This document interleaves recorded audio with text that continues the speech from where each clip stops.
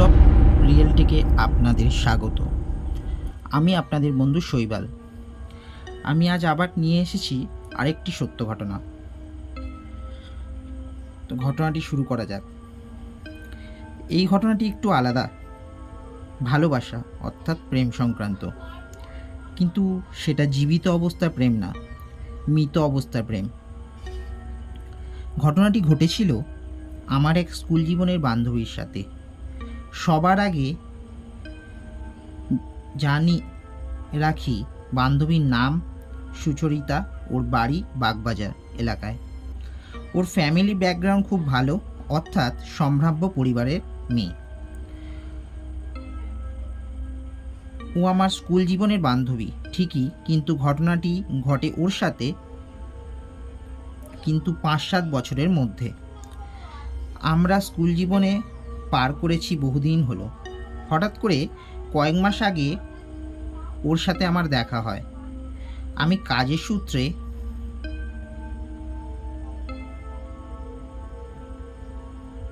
বাগবাজারে প্রায়ই আসতে হয় আমাকে। ওর সাথে দেখা হয়ে আমার খুব ভালো লাগলো, ওরও ভালো লাগলো, কিন্তু ওর মুখ দেখে ঠিক সুবিধার মনে হলো না। আমি ওকে দেখে একটু হতস্তম্ভ হয়ে জিজ্ঞাসা করলাম, কী রে, এতদিন পরে দেখা, স্কুল লাইফের বন্ধু আমরা, আর তোর মুখটা কেমন বাংলার পাঁচের মতন হয়ে আছে। ও তখন উত্তরে আমাকে বলল, আরে না রে, আমি বিগত কয়েক বছর ধরে একটু সমস্যায় আছি। আমি তখন ওকে বললাম, কিছু মনে যদি না করিস, তোর সমস্যার কথা আমাকে বলতে পারিস। কোনো ফাইন্যান্সিয়াল প্রবলেম আছে কি?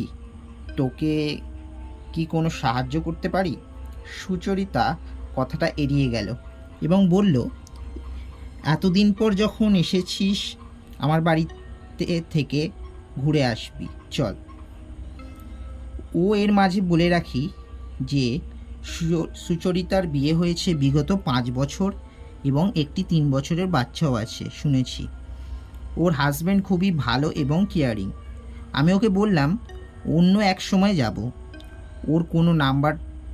ওর ফোন নাম্বারটা ওর থেকে নিলাম, যাতে ওর সাথে যোগাযোগটা থাকে। তারপর থেকে বেশ কয়েকদিন কেটে গেছে।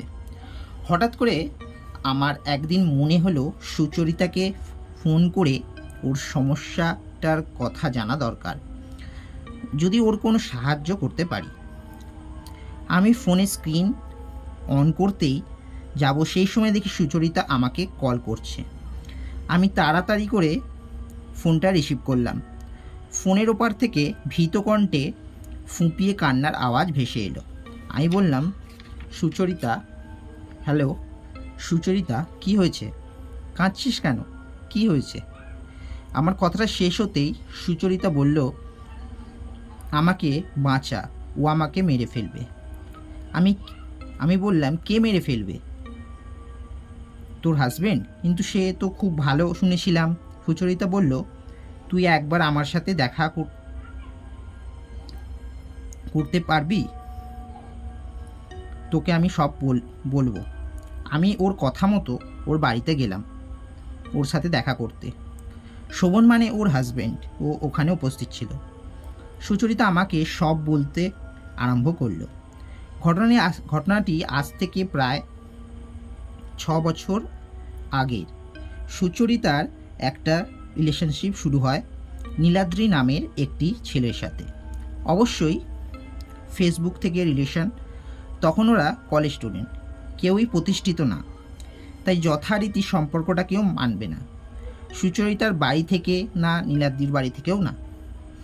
নীলাদ্রির বাড়ি মালদা জেলার অনেক লং ডিস্টেন্সে। তারা কাউকে কিছু না জানিয়ে রিলেশনটা কন্টিনিউ করে যাচ্ছিল।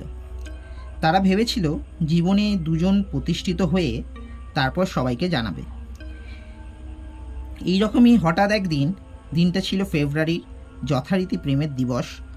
সবাই নিজের ভালোবাসার মানুষকে উপহার দেয়, ফুল দেয়। সেই রকম নীলাদ্রি ও সুচরিতাকে দেখা করবে ঠিক করে। ঠিক সময় মতো সুচরিতা দেখা করার জায়গায় পৌঁছায়। অনেকটা সময় ধরে সুচরিতা অপেক্ষা করার পর মন খারাপ করে, রাগে বাড়ি চলে আসে। সে রাগে নীলাদ্রিকে ফোন করে না, কিন্তু তারপর ফোনের অপেক্ষা করে। সেভাবে নীলাদ্রি তার সাথে মজা করছে, কিন্তু তারপর থেকে নীলাদ্রির ফোনটি সুইচ অফ আসতে থাকে। তখনই আমি সুচরিতাকে থামিয়ে বলি, কিন্তু এই ঘটনার সাথে তোর ভয় পাওয়ার ঘটনাটির কী মিল? তখন সুচরিতা বলল, আসলে ও বিগত 5 বছর ধরে মাঝে মাঝে ঘুমের মধ্যে একটা শব্দ শুনতে পায়, নীলাদ্রি যেন ওকে ডাকছে। শোভন তখন বলে, বিয়ের পর থেকে এই ঘটনাটিও অনেকবার লক্ষ্য করেছে। সুচরিতা মাঝরাতে ছুটে ছাদে উঠে যায় এবং যদি শোভনকেও জিজ্ঞাসা করত, তাহলে সুচরিতার ব্যবহারের মধ্যে একটা চাঞ্চল্য লক্ষ্য করত। সুচরিতা যেন অস্থির হয়ে উঠত, ওর শরীর থেকে যেন প্রাণটা ছেড়ে বেরিয়ে যাবে। ওরা অনেক মনোরোগ বিশেষজ্ঞের সাথে যোগাযোগ করেছে, কিন্তু কোনো ফল হয়নি। সুচরিতা জীবন থেকে নীলাদ্রি চলে গেছে অনেক দিন। এটাকে একটা দুঃস্বপ্ন ভেবে সুচরিতা ভুলে গিয়েছে। নিজের বাবা মায়ের দেখা ছেলেকে বিয়ে করে সুখেই দিন কাটাচ্ছিল, কিন্তু মাঝে মাঝে এই ধরনের চাঞ্চল্যকর পরিস্থিতি তৈরি হওয়ার ফলে ওদের স্বাভাবিক সুখের জীবনে বাধা সৃষ্টি হয়। সুচরিতা বলে যে যখন রাতের সময় ঘুমায় তখন যেন মনে হয় কেউ তাকে চেপে ধরে আছে, কিন্তু সে যখন চোখ খোলে দেখে শোভন তার দিকে পাশ ফিরে একটু দূরত্বে শুয়ে আছে। তখন তার শরীর দিয়ে ঠান্ডা স্রোতে বয়ে যায়, আর গোটা ঘরের বাতাস খুব ভারী হয়ে আসে। কেউ যেন তার কানের কাছে বলতে থাকে, এসো, চলে এসো আমার কাছে, আমি তোমার জন্য অপেক্ষা করছি। সুচরিতা কোনোভাবে উঠে বসে এবং জল খেয়ে নিজেকে স্বাভাবিক অবস্থা ফিরিয়ে আনে। সব ঘটনাটি বলতে বলতে সুচরিতা একটি ডায়েরি বার করে। তার মধ্যে শতচ্ছিন্ন হয়ে যাওয়া একটি রুমাল, একটি শুকনো গোলাপ ছিল।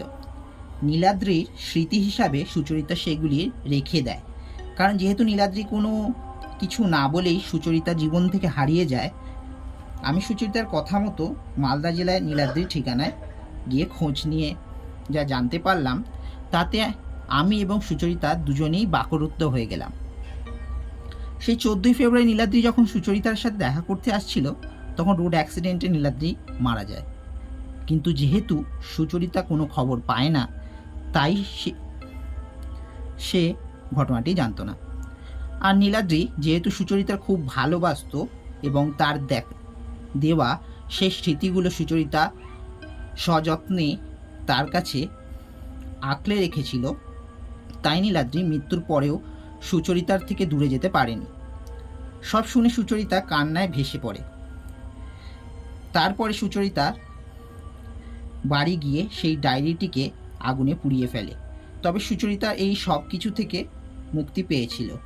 এখন সুচরিতা স্বাভাবিক জীবনযাপন করছে তার শোভন আর তাদের বাচ্চাকে নিয়ে, কিন্তু তার মনের কোথাও কোনো একটি কোণে জমাট বাঁধা কষ্ট রয়েই গেছে। আজকে এই পর্যন্তই। আজকের ঘটনাটি একটু বড় হয়ে গেল, সময় নিয়ে শুনবেন। আপনাদের এই রকম কোনো ঘটনা থাকলে আমাকে পাঠাতে পারেন আমার ডেসক্রিপশন বক্সে দেয় ইমেল আইডি নাম্বারে, যা পরবর্তী এপিসোডে পড়ে শোনানো হবে। সকলে সুস্থ থাকবেন, ভালো থাকবেন। এরকম আরও এপিসোড রোমাঞ্চক এপিসোড নিয়ে আবার আসবো। নমস্কার।